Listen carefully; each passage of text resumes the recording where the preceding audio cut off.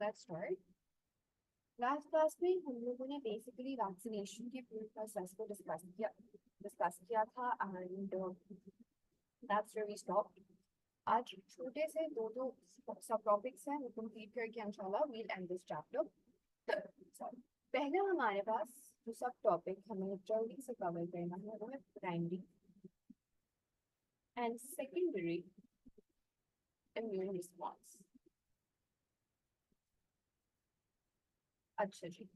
तो हमारे पास primary immune response और सेकेंडरी इम्यून रिस्पॉन्स में क्या फर्क है. प्राइमरी इम्यून रिस्पॉन्स हमारा वो इम्यून रिस्पॉन्स होता है कि जब हमारी body for the very first time एक पर्टिकुलर एंटीजन से एक्सपोज हुई. फॉर एग्जांपल हमारे पास एक एंटीजन है.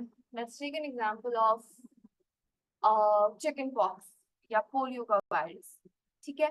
ऐसा एंटीजन या ऐसा पैथोजन जिससे हमारी बॉडी पहली दफा एक्सपोज हो रही है, पहली दफा उससे सामना कर रही है, उस इम्यून रिस्पॉन्स को हम कहते हैं primary immune response. The immune response which the body generates on the first exposure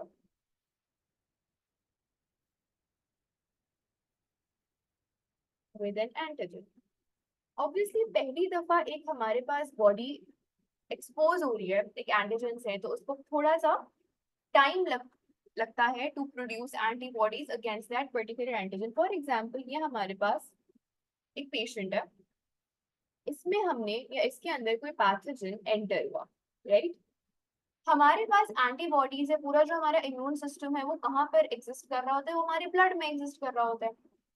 so for the initial few days अगर मैं इस पेशेंट का ब्लड सीरम या ब्लड निकालूं और मैं उसके ब्लड में एंटीबॉडीज कॉन्सेंट्रेशन को नोटिस करूं तो initially for the first few days मेरे इम्यून सिस्टम में, मेरे ब्लड स्ट्रीम में इस पैथोजन के खिलाफ कोई एंटीबॉडी प्रोडक्शन नहीं हो रही. डज दैट मीन कि मेरा पैथोजन जब बॉडी में गया तो कोई कीमोटैक्सिस नहीं हुआ या कोई फैगोसाइटोसिस नहीं हुआ या कोई मेरे इम्यून रिस्पॉन्स ट्रिगर नहीं हुआ? बिल्कुल हुआ. लेकिन हमारे पास डिफरेंट लेवल्स या डिफरेंट डिफेंस लाइंस होती हैं. फॉर एग्जांपल हमारे पास पहले आ जाता है हमारा एक्सटर्नल डिफेंस सिस्टम. फिर हमारे पास फैगोसाइटोसिस होता है. अगर फैगोसाइटोसिस फेल कर जाए तो मेरे जो फैगोसाइट्स हैं वो एंटीजन प्रेजेंटेशन करते हैं जिसकी वजह से टी हेल्पर सेल्स एक्टिवेट होंगे. टी हेल्पर सेल्स एक्टिवेट होंगे उसके बाद वो T helper cells cytokines produce करेंगे. साइटोकाइंस प्रोडक्शन होगी उसके बाद मेरे पास जो बी सेल है जिसके पास कॉम्प्लीमेंट्री रिसेप्टर है फॉर दैट एंटीजन वो ट्रिगर होगा. वो बी सेल जाएगा उस एंटीजन प्रेजेंटिंग सेल के पास. फिर उसके बाद हमारे पास क्लोनल एक्सपेंशन होगी. क्लोनल एक्सपेंशन के बाद हमारे पास डिफरेंशिएशन होगी into plasma cells and into B memory cells और वो प्लाज्मा सेल्स फिर प्रोड्यूस करेंगे antibodies. So it's a long line of processes which take place up until our body or our immune system is able to produce antibodies.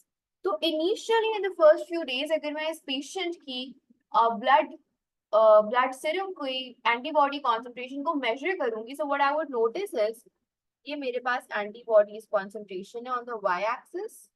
ये मेरे पास time elapsed है. तो initially मेरी जो एंटीबॉडी कॉन्सेंट्रेशन होगी वो बिल्कुल लेस होगी फॉर दिस स्पेसिफिक एंटीजन क्योंकि पहला एक्सपोजर है बॉडी का और फिर मेरे पास ये बढ़ के ऐसे डिक्रीज कर जाएगी. So what we notice is कि मेरे पास यहाँ पर एट दिस पॉइंट यहाँ पर मेरा एक्सपोजर हुआ है. I have been exposed to my antigen at this point, but what I'm observing is that मेरे पास जो antibody concentration है वो initially बहुत कम है. बिकॉज हमारे पास एंटीबॉडी प्रोडक्शन से पहले जितने भी प्रोसेसेस हैं वो इस टाइम ड्यूरेशन में टेक प्लेस कर रहे हैं. यानी हमारे पास फैगोसाइटोसिस हो रहा है, टी हेल्पर सेल्स का रोल आ जाता है, फिर हमारे पास साइटोकाइंस प्रोडक्शन हो रही है, उसके बाद बी सेल की क्लोनल सिलेक्शन है, then we have B cell clonal expansion, then we have differentiation into plasma cells and memory cells. तो ये सारे प्रोसेसेस जब टेक प्लेस करेंगे 1 2 3 4 5 एंड 6, उसके बाद प्लाज्मा सेल स्टेज 6 पे आकर प्रोड्यूस होंगे। Plasma cells are the only cells which can release or produce antibodies into the blood stream. तो मेरे पास मेरा एक्सपोजर के कुछ टाइम बाद बॉडी में antibody concentration for a particular antigen increase होना शुरू होती है when my body is exposed to the pathogen for the very first time, क्योंकि इससे पहले कोई immunological memory नहीं बनी हुई, कोई memory cells against this pathogen नहीं है, कोई pre-existing antibodies नहीं है. So because it's the first exposure of my body to this antigen, so the response or the production of antibodies is slightly slower. ठीक है, तो मेरा जो प्राइमरी रिस्पॉन्स है मैं क्या नोटिस करी हूँ कि मुझे थोड़ा सा टाइम लग रहा है प्रोड्यूस एंटीबॉडीज। इसी को मैं ग्राफ को थोड़ा सा एक्सटेंड कर देती हूँ। And now I am again expose to this pathogen. मेरा दूसरी दफा एक एक्सपोजर हो रहा है इसी पैथोजन को। कुछ साल या कुछ महीनों बाद I am again expose to this pathogen. Same pathogen से या सेम एंटीजन से मेरा एक्सपोजर हो रहा है। अच्छा, मेरे पास यहाँ पर क्या है, ये मेरी पीक एंटीबॉडी कॉन्सेंट्रेशन रीच हुई और उसके बाद what I am noticing is कि मेरे पास एंटीबॉडीज के जो नंबर है वो डिक्लाइन कर रहे हैं। एंटीबॉडीज प्रोटीन्स हैं, तो ऑब्वियसली इनका एक लाइफ स्पैन होता है और एक अरसे के बाद ये एंटीबॉडीज हमारे ब्लड में टूट के खत्म हो जाती हैं। तो हमारे पास इस फेज को क्या कहते हैं, डिक्लाइन फेज कहते हैं। ठीक है, decline phase is when the antibodies in the blood stream start to decline और स्टार्ट टू गेट फिनिश्ड। अच्छा जी, मेरे पास अगर वही पैथोजन का सेकंड एक्सपोजर हो जाए, this was the first exposure, now over here कुछ टाइम गुजर गया, कुछ साल 2 साल बाद मैं फिर से उसी पैथोजन से एक्सपोज हुई। At the first exposure, my body was very much unaware of the existence of this pathogen. कोई immunological memory नहीं थी, कोई antibodies पहले से उस pathogen के खिलाफ नहीं बनी हुई थी।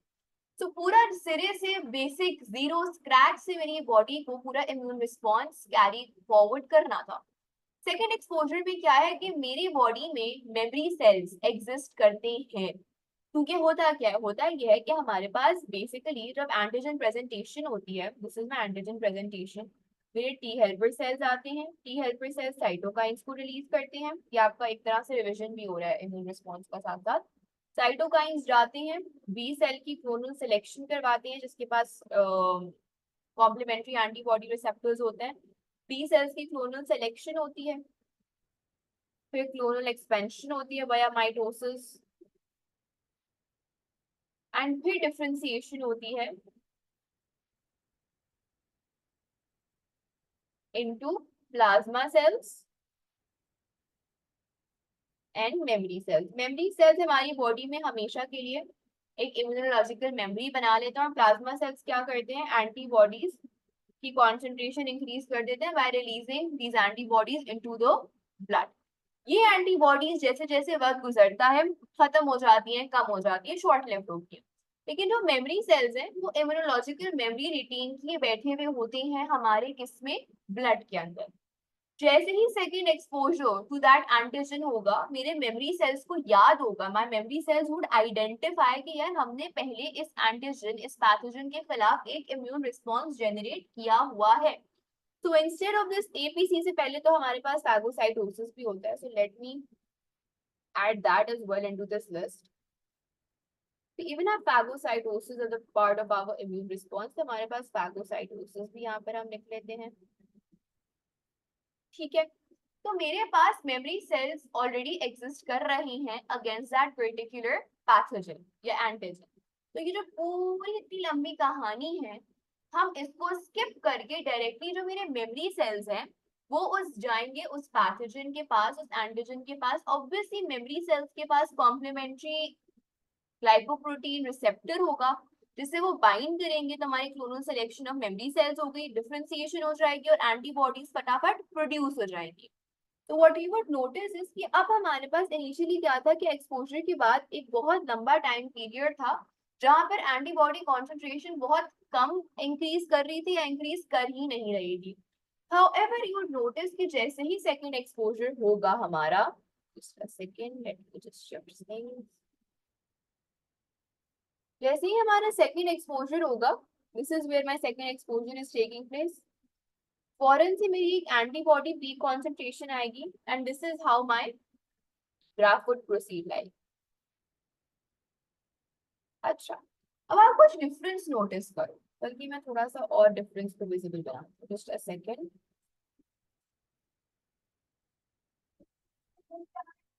ओके, नाउ एक चीज आप नोटिस कर रहे होगे, सबसे पहली चीज कि यहाँ पे जो मेरा एक्सपोजर हुआ है एट दिस पॉइंट, उस एक्सपोजर के फौरन बाद फटाफट there is a rise in my antibodies number, in the antibodies concentration. मेरा एक फौरन से राइज मैंने ऑब्जर्व किया है.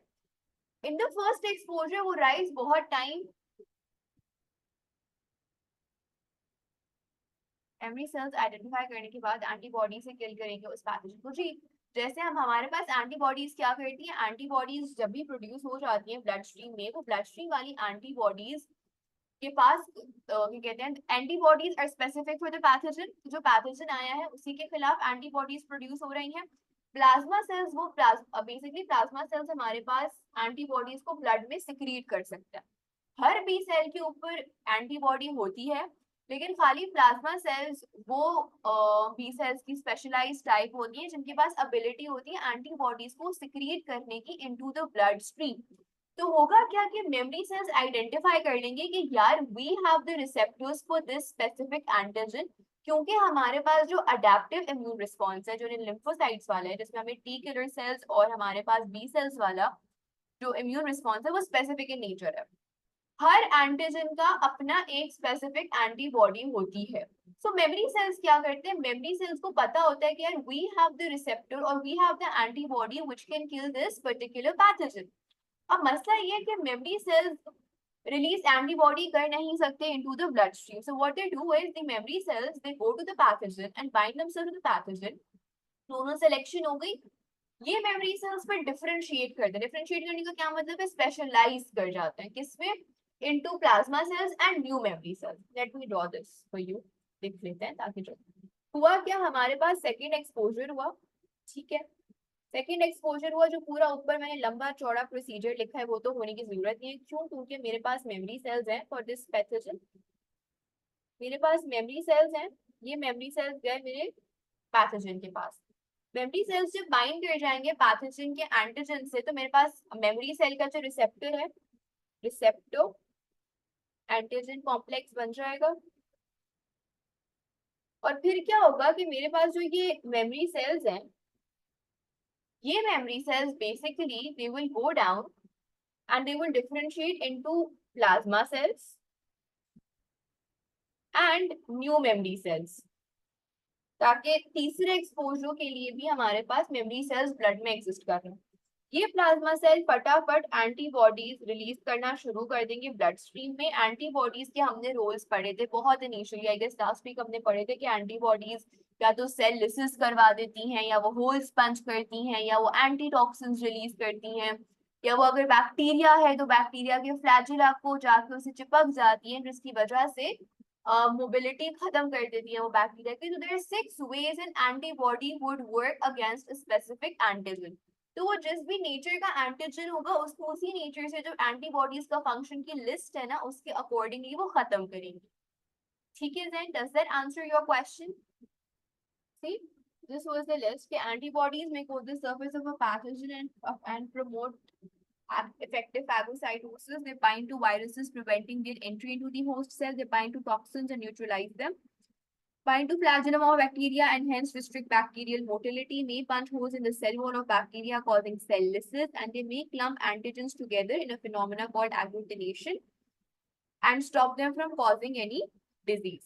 ठीक है, तो ये हमारे पास होता है primary immune response or secondary immune response. Primary immune response is basically the first exposure to an antigen, and जब वो फर्स्ट एक्सपोजर होता है तो हमारे पास जो first immune response body generate करती है एक एंटीजन के खिलाफ, उसको हम प्राइमरी इम्यून रिस्पॉन्स कहते हैं. The immune response which the body generates due to the exposure with the same pathogen for the second time or the third time or the fourth time and so on and so forth, वो हमारे पास secondary immune response होता है. हमारे पास second exposure, third exposure, fourth exposure में क्या फायदा होता है कि हमारे पास ऑलरेडी इम्यूनोलॉजिकल मेमोरी एग्जिस्ट कर रही होती है, मेमोरी सेल्स होती हैं जो फौरन से आइडेंटिफाई कर लेते हैं एंटीजन को और बहुत क्विकली हमारे पास एंटीबॉडीज प्रोडक्शन वो करा रहे होते हैं. So what are the differences between a primary immune response and a secondary immune response? This is my primary immune response. This is my secondary immune response. ठीक है जी. सबसे पहले हमने नोटिस किया था that primary immune response is a slow response. ठीक है जी. और secondary immune response is a relatively rapid response. Then अच्छा एक और चीज, हमारे पास जो एंटीबॉडी की पीक कॉन्सेंट्रेशन है प्राइमरी इम्यून रिस्पॉन्स है वो रिलेटिवली लो है, और वही एंटीबॉडी की जो पीक कॉन्सेंट्रेशन है that is relatively higher in the secondary immune response. So the peak antibody concentration is not as high in primary immune response as in secondary immune response. Peak antibody concentration is higher in secondary immune response compared to primary immune response. अच्छा, दूसरी चीज ये कि हम notice कर रहे हैं कि हमारे पास जो प्राइमरी इम्यून रिस्पॉन्स है उसमें हमारे पास जो एंटीबॉडीज है उनका जो लाइफ स्पैन है that is short lived. On the contrary हमारे पास जो सेकेंडरी इम्यून रिस्पॉन्स है उसमें जो एंटीबॉडीज का लाइफ स्पैन है that is a relatively longer life span. तो हमारे पास प्राइमरी इम्यून रिस्पॉन्स में जो एंटीबॉडीज होती हैं वो रिलेटिवली थोड़े टाइम के लिए ब्लड में एग्जिस्ट कर रही होती है, जिंदा रह रही होती है, और जो हमारे पास सेकेंडरी इम्यून रिस्पॉन्स की एंटीबॉडीज होती हैं relatively live for a longer time inside the blood. ठीक है.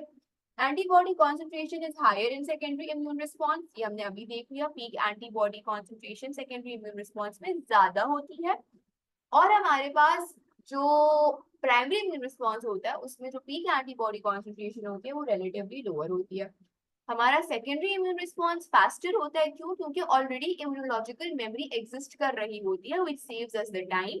On the contrary our primary immune response is slower because there is no previously existing immunological memory. Is this clear?